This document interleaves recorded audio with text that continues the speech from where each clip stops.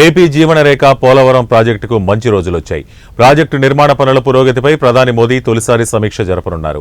ఈ నెల 28వ తేదీన మధ్యాహ్నం 3:30 గంటలకు ఆంధ్ర, తెలంగాణ సీఎంలు చంద్రబాబు, రేవంత్ రెడ్డితో పాటు ఒడిశా, ఛత్తీస్గఢ్ ముఖ్యమంత్రులు మోహన్ చరణ్ మాజీ, వైష్ణుదేవ్ సాయి, ఆయా రాష్ట్రాల జలవనరుల మంత్రులు, అధికారులతో వీడియో కాన్ఫరెన్స్ నిర్వహించనున్నారు.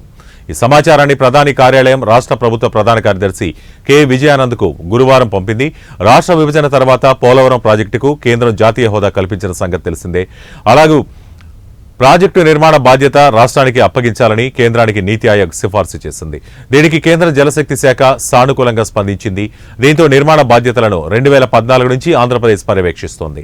2014 నుంచి 19 నడుమ ముఖ్యమంత్రి చంద్రబాబు ప్రతి సోమవారాన్ని పోలవారంగా మార్చి సమీక్షలు నిర్వహించారు. ప్రధాన డ్యాం పనులు 72% వరకు పూర్తి చేయించారు. డయాఫ్రమ్ వాల్ నిర్మాణం పూర్తి చేశారు. దానిపై ఎర్త్కమ్ రాక్ ఫిల్ డ్యాం వేసేస్తే ప్రాజెక్టు ప్రధాన డ్యాం పనులు పూర్తి అయిపోయేవి. కానీ 2019లో అధికారంలోకి వచ్చిన జగన్ పోలవరాన్ని పూర్తిగా నిర్లక్ష్యం చేశారు.